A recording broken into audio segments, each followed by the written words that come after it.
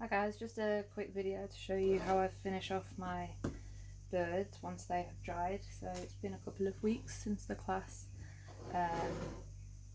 Birds fully dried. I tend to just try and move the head, and if it's not nodding, I mean obviously it's moving because there is some give in it, but as long as the head isn't bobbing when you move the beak, then it is dry.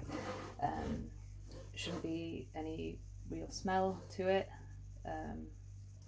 So it should be ready to go. So hopefully you did what I did and you threaded it. Yeah, I mean it's not necessary, but if you did, then good. Take out your pins.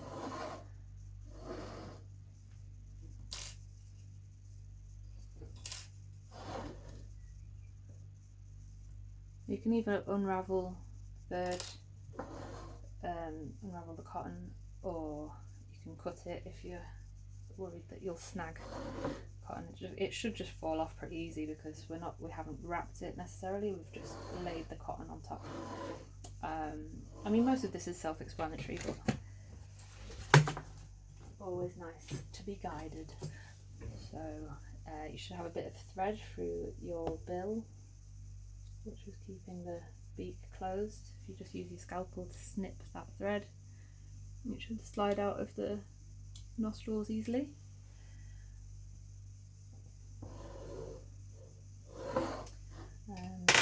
We'll start with the tail. So hold your face like this and turn your bird upside down. Part the feathers so that you can see as far up the tail wire as you can. I mean you could just pull this out, but I think it's best to leave it in, that you're not disturbing the skin that way.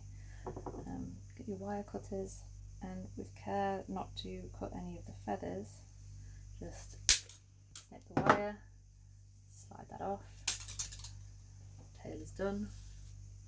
And then this bit's a little bit more tricky. I like to cut the supporting wing wires as close to where they came out of the skin as possible. That can be quite difficult without disturbing the feathers and sometimes tearing the skin ever so slightly. So if you're less comfortable with that, you can always just snip it off under the wing and leave the wire there. I prefer to get rid of it because over time feathers move and it might expose the wire and look a bit unsightly, especially if you're posting it to a customer or your customer just doesn't look after it. Okay, so here's the wing wire.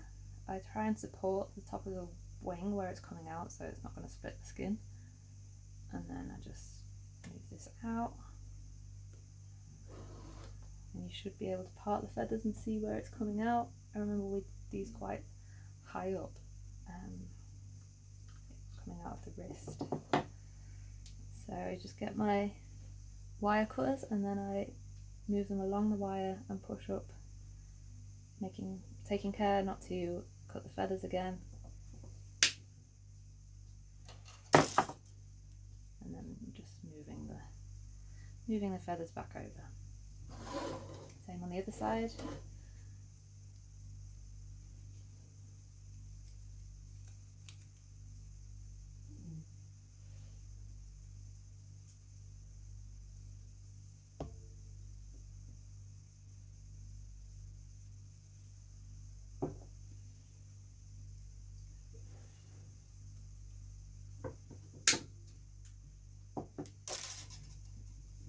Okay, nice and neat, hopefully.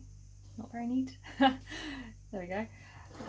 Okay, and so you're pretty much done there. You can leave it as it is, or if you wanted to go the extra, you can do some colouring. So you might notice around the eyes, I mean, you can't really, there isn't any on mine, but sometimes you have sort of a grey bit where the skin is exposed. Maybe you lost some feathers around the face, or you just didn't position the eyelid as well as you would have liked.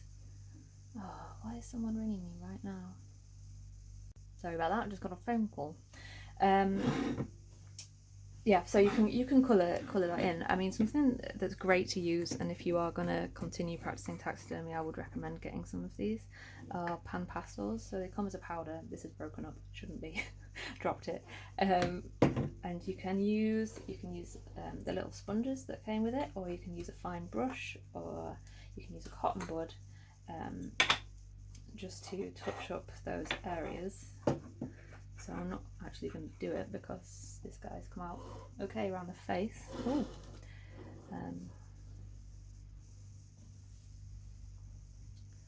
But if you had some grey area around the eye, then you might just dab a bit of that, of the pan pastels, and brush it on around there.